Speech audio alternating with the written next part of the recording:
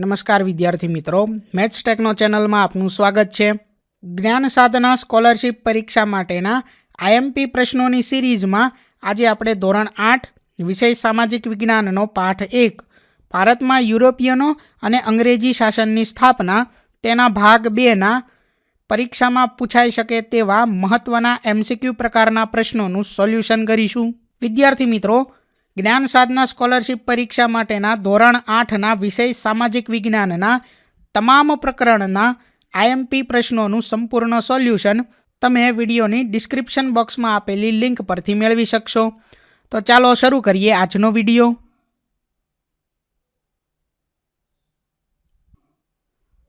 તો વિદ્યાર્થી મિત્રો, અગાઉના ભાગ 1માં આપણે 1 થી 25 સુધીના પ્રશ્નો પૂર્ણ કર્યા. તો ભાગ 2ની અંદર સૌથી પહેલાં છે પ્રશ્ન નંબર 26. ક્લાઇવે સિરાજ ઉદ દૌલાના કયા મુખ્ય સેનાપતિને નવાબ બનાવવાનું વચન આપ્યું? તો વિકલ્પ A મીર કાસિમને, વિકલ્પ B મીર નાસિમને, વિકલ્પ C ફરુખશિયરને અને વિકલ્પ D મીર જાફરને. તો આ પ્રશ્નનો જવાબ થશે વિકલ્પ D મીર જાફરને. વિદ્યાર્થી મિત્રો, આ 5 સેકન્ડનો ટાઈમ જે સ્ક્રીન પર બતાવે છે તે દરમિયાન તમે આ પ્રશ્નોનો જવાબ મનમાં વિચારી શકો છો અને તમને કેટલું આવડે છે તે જાતે જ પોતાનું મૂલ્યાંકન કરી શકો છો. પ્રશ્ન નંબર 27 છે, પ્લાસીનું યુદ્ધ કઈ સાલમાં થયું હતું? વિકલ્પ A ઈસવીસન 1752માં, B ઈસવીસન 1757માં, C ઈસવીસન 1761માં અને વિકલ્પ D ઈસવીસન 1772માં. તો આ પ્રશ્નનો જવાબ થશે વિકલ્પ B ઈસવીસન 1757માં. ત્યાર પછી આગળ જોઈએ પ્રશ્ન નંબર 28. કયા યુદ્ધ પછી સમગ્ર બંગાળમાં અંગ્રેજોની સત્તા સ્થપાઈ? વિકલ્પ A પ્લાસીના, B કર્ણાટકના, C બક્સરના અને D મદ્રાસ એટલે કે ચેન્નઈના. તો વિદ્યાર્થી મિત્રો, આ પ્રશ્નનો જવાબ થશે વિકલ્પ A પ્લાસીના. ત્યાર પછી આગળ પ્રશ્ન નંબર 29. કયા યુદ્ધથી અંગ્રેજોને બંગાળ, બિહાર અને ઓરિસ્સાના દીવાની અધિકારો મળ્યા? વિકલ્પ A મદ્રાસના, B બક્સરના, C તાંજોરના અને વિકલ્પ D પ્લાસીના. તો આ પ્રશ્નનો જવાબ થશે વિકલ્પ B બક્સરના. ત્યાર પછી આગળ છે પ્રશ્ન નંબર 30. અંગ્રેજોને દીવાની અધિકારો મળતા બંગાળમાં કઈ પદ્ધતિ અમલમાં આવી? વિકલ્પ A એકચક્રી શાસન પદ્ધતિ, B દીવાની શાસન પદ્ધતિ, C દ્વિમુખી શાસન પદ્ધતિ અને D દીવાની સહાય પદ્ધતિ. તો આ પ્રશ્નનો જવાબ થશે વિકલ્પ C દ્વિમુખી શાસન પદ્ધતિ. ત્યાર પછી આગળ પ્રશ્ન નંબર 31. દક્ષિણ ભારતમાં વિજયનગર સામ્રાજ્યનો અંત ક્યારે થયો?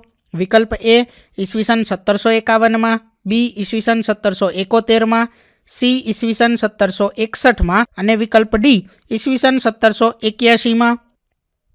તો આ પ્રશ્નનો જવાબ થશે વિકલ્પ C ઈસવીસન 1761માં.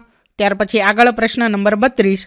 કોના નેતૃત્વમાં મૈસૂર સૌથી શક્તિશાળી રાજ્ય બન્યું? વિકલ્પ A બાલાજી વિશ્વનાથના, વિકલ્પ B ટીપુ સુલતાનના, C રઘુનાથ રાવના અને વિકલ્પ D હૈદર અલીના. તો વિદ્યાર્થી મિત્રો, આ પ્રશ્નનો જવાબ થશે વિકલ્પ D હૈદર અલીના. ત્યાર પછી આગળ પ્રશ્ન નંબર 33 છે, પ્રથમ 2 મૈસૂર વિગ્રહો અંગ્રેજોને કોની સાથે થયા? વિકલ્પ A હૈદર અલી સાથે, B રણજીતસિંહ સાથે, વિકલ્પ C ટીપુ સુલતાન સાથે અને વિકલ્પ D બાજીરાવ બીજા સાથે. તો આ પ્રશ્નનો જવાબ થશે વિકલ્પ A હૈદર અલી સાથે. ત્યાર પછી આગળ પ્રશ્ન નંબર 34.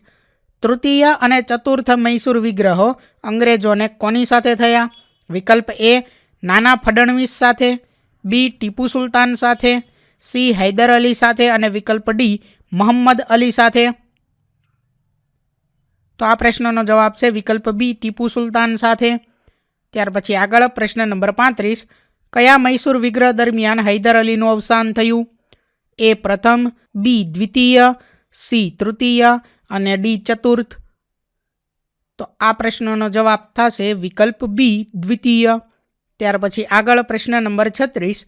કયા મૈસૂર વિગ્રહમાં અંગ્રેજો સાથે પરાજિત થતાં ટીપુ સુલતાનને ભયંકર નુકસાન થયું હતું? વિકલ્પ A પ્રથમ, B દ્વિતીય, C તૃતીય અને D ચતુર્થ. તો આ પ્રશ્નનો જવાબ થશે વિકલ્પ C તૃતીય. ત્યાર પછી આગળ પ્રશ્ન નંબર 37, કયા મૈસૂર વિગ્રહમાં અંગ્રેજો સામેના યુદ્ધમાં ટીપુ સુલતાન વીરગતિ પામ્યો? તો એમાં સૌથી પહેલો વિકલ્પ છે પ્રથમ, ત્યાર પછી બીજું દ્વિતીય, સી તૃતીય અને વિકલ્પ ડી છે ચતુર્થ. તો આ પ્રશ્નનો જવાબ થશે વિકલ્પ ડી ચતુર્થ. ત્યાર પછી આગળ પ્રશ્ન નંબર 38 છે, પ્રથમ અંગ્રેજ મરાઠા યુદ્ધના અંતે અંગ્રેજો અને મરાઠાઓ વચ્ચે કઈ સંધિ થઈ? એ સાલબાઈની, બી વસઈની, સી બડગાંવની અને વિકલ્પ ડી પુણેની. તો આ પ્રશ્નનો જવાબ થશે વિકલ્પ એ સાલબાઈની. ત્યાર પછી આગળ પ્રશ્ન નંબર 39, દ્વિતીય અંગ્રેજ મરાઠા યુદ્ધમાં કયા ગવર્નર જનરલે મરાઠાઓ પર અંગ્રેજોની આણ વર્તાવી? વિકલ્પ એ લોર્ડ હેસ્ટિંગ્સ, બી લોર્ડ કોર્નવોલિસ, સી લોર્ડ ડેલહાઉસીએ અને વિકલ્પ ડી લોર્ડ વેલેસ્લીએ. તો આ પ્રશ્નનો જવાબ થશે વિકલ્પ ડી લોર્ડ વેલેસ્લીએ. ત્યાર પછી આગળ પ્રશ્ન નંબર 40, પેશવાનું મુખ્ય મથક કયા શહેરમાં હતું? એ કોલ્હાપુરમાં, વિકલ્પ બી નાગપુરમાં, સી પુણેમાં અને વિકલ્પ ડી સાતારામાં. તો આ પ્રશ્નનો જવાબ થશે વિકલ્પ સી પુણેમાં. ત્યાર પછી આગળ પ્રશ્ન નંબર 41, ઈસવીસન 1773માં કયો ધારો અમલમાં આવ્યો? એ સનદી ધારો, બી પીટનો ધારો, સી નિયામક ધારો અને વિકલ્પ ડી ખાલસા ધારો. તો આ પ્રશ્નનો જવાબ થશે વિકલ્પ સી નિયામક ધારો. ત્યાર પછી આગળ પ્રશ્ન નંબર 42, કયા ધારા અન્વયે ભારતમાં ગવર્નર જનરલની નિમણૂક કરવામાં આવી? વિકલ્પ એ પીટના ધારા અન્વયે, બી નિયામક ધારા અન્વયે, સી ખાલસા ધારા અન્વયે અને વિકલ્પ ડી સનદી ધારા અન્વયે. તો વિદ્યાર્થી મિત્રો આ પ્રશ્નનો જવાબ થશે વિકલ્પ બી નિયામક ધારા અન્વયે. ત્યાર પછી આગળ પ્રશ્ન નંબર 43, કયા ધારા અન્વયે ભારતમાં સુપ્રીમ કોર્ટની સ્થાપના કરવામાં આવી? વિકલ્પ એ નિયામક ધારા અન્વયે, બી પીટ ધારા અન્વયે, સી સનદી ધારા અન્વયે અને વિકલ્પ ડી ખાલસા ધારા અન્વયે. તો વિદ્યાર્થી મિત્રો આ પ્રશ્નનો જવાબ થશે વિકલ્પ એ નિયામક ધારા અન્વયે. ત્યાર પછી આગળ પ્રશ્ન નંબર 44, કયા ધારાથી ગવર્નર જનરલને ભારતના વહીવટી તંત્રનો વડો બનાવવામાં આવ્યો? વિકલ્પ એ નિયામક ધારાથી, બી ખાલસા ધારાથી, સી પીટના ધારાથી અને વિકલ્પ ડી સનદી ધારાથી. તો વિદ્યાર્થી મિત્રો આ પ્રશ્નનો જવાબ થશે વિકલ્પ એ નિયામક ધારાથી. ત્યાર પછી આગળ જોઈએ પ્રશ્ન નંબર 45, કયા ગવર્નર જનરલે ભારતમાં સનદી સેવાઓ શરૂ કરી? વિકલ્પ એ લોર્ડ વેલેસ્લીએ, બી લોર્ડ ડેલહાઉસીએ, વિકલ્પ સી લોર્ડ કોર્નવોલિસે અને વિકલ્પ ડી લોર્ડ હેસ્ટિંગ્સે. તો વિદ્યાર્થી મિત્રો આ પ્રશ્નનો જવાબ થશે વિકલ્પ સી લોર્ડ કોર્નવોલિસે. ત્યાર પછી આગળ પ્રશ્ન નંબર 46, બ્રિટિશ સંસદે કયા ધારા અન્વયે સનદી સેવાઓમાં પ્રવેશ મેળવવા સ્પર્ધાત્મક પરીક્ષાઓ શરૂ કરવા હિમાયત કરી? એ ઈસવીસન 1757ના ધારા અન્વયે, બી ઈસવીસન 1762ના ધારા અન્વયે, સી ઈસવીસન 1858ના ધારા અન્વયે અને ડી ઈસવીસન 1853ના ધારા અન્વયે. તો આ પ્રશ્નનો જવાબ થશે વિકલ્પ ડી ઈસવીસન 1853ના ધારા અન્વયે. ત્યાર પછી આગળ 47મો પ્રશ્ન છે, કયા ગવર્નર જનરલે ભારતમાં આધુનિક પોલીસ ખાતાની સ્થાપના કરી? તો એમાં વિકલ્પ એ લોર્ડ કોર્નવોલિસે, વિકલ્પ બી લોર્ડ વેલેસ્લીએ, વિકલ્પ સી વોરન હેસ્ટિંગ્સે અને વિકલ્પ ડી લોર્ડ હેસ્ટિંગ્સે.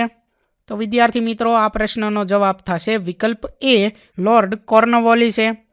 ત્યાર પછી આગળ જોઈએ પ્રશ્ન નંબર 48, કયા ગવર્નર જનરલે ભારતમાં ન્યાયતંત્રની શરૂઆત કરી? વિકલ્પ એ લોર્ડ હેસ્ટિંગ્સે, બી લોર્ડ વેલેસ્લીએ, સી લોર્ડ ડેલહાઉસીએ અને વિકલ્પ ડી વોરન હેસ્ટિંગ્સે. તો આ પ્રશ્નનો જવાબ થશે વિકલ્પ ડી વોરન હેસ્ટિંગ્સે. ત્યાર પછી આગળ પ્રશ્ન નંબર 49 છે, કયા ગવર્નર જનરલે સૌ પ્રથમ વખત ભારતીયોને ન્યાયતંત્રમાં ઉચ્ચ હોદ્દા પર મૂકવાની શરૂઆત કરી? તો વિકલ્પ એ લોર્ડ વેલેસ્લીએ, બી ડેલહાઉસીએ, વિકલ્પ સી રિપને અને વિકલ્પ ડી વિલિયમ બેન્ટિકે. તો તો આ પ્રશ્નનો જવાબ થશે વિકલ્પ ડી વિલિયમ બેન્ટિકે. ત્યાર પછી આગળ 50મો પ્રશ્ન છે, કયા ગવર્નર જનરલે ભારતમાં આધુનિક કાયદાની શરૂઆત કરી? એ રિપને, બી વિલિયમ બેન્ટિકે, ત્યાર પછી સી ક્રેનિંગે અને વિકલ્પ ડી ડેલહાઉસીએ. તો વિદ્યાર્થી મિત્રો આ પ્રશ્નનો જવાબ થશે વિકલ્પ બી લોર્ડ વિલિયમ બેન્ટિકે. તો વિદ્યાર્થી મિત્રો વિષય સામાજિક વિજ્ઞાનના પ્રકરણ નંબર 1 તેના ભાગ 2ના પ્રશ્નો અહીં પૂર્ણ થાય છે. વિદ્યાર્થી મિત્રો, આપેલા વિડીયોની જો તમારે પીડીએફની જરૂર હોય તો તમે આપણી એપ્લિકેશન સ્માર્ટ સાથી પરથી મેળવી શકશો. વિદ્યાર્થી મિત્રો, આપણી એપ્લિકેશન સ્માર્ટ સાથી પ્લે સ્ટોરમાં આવી ગઈ છે, જેની અંદર તમે બધા વિભાગ જોઈ શકો છો. તેની અંદર વિવિધ ધોરણ છે. ધોરણ ઉપર ક્લિક કરતાં વિવિધ વિષય ખુલશે. વિષય ઉપર ક્લિક કરતાં તેની અંદર આવતા પાઠ ખુલશે. તેની અંદરથી તમે પાઠ્યપુસ્તક પણ ડાઉનલોડ કરી શકો છો. તેની અંદર આપેલા પાઠમાં ક્લિક કરતાં તમે પાઠની પીડીએફ, સ્વાધ્યાયની પીડીએફ, સ્વાધ્યાયન પોથીની પીડીએફ, પાઠના વિવિધ વિડીયોઝ, સ્વાધ્યાયના વિડીયોઝ, સ્વાધ્યાયન પોથીના વિડીયોઝ બધું જોઈ શકો છો અને ડાઉનલોડ પણ માત્ર એક ક્લિકમાં કરી શકો છો. વિદ્યાર્થી મિત્રો, આપણી એપને સપોર્ટ કરજો, ડાઉનલોડ કરજો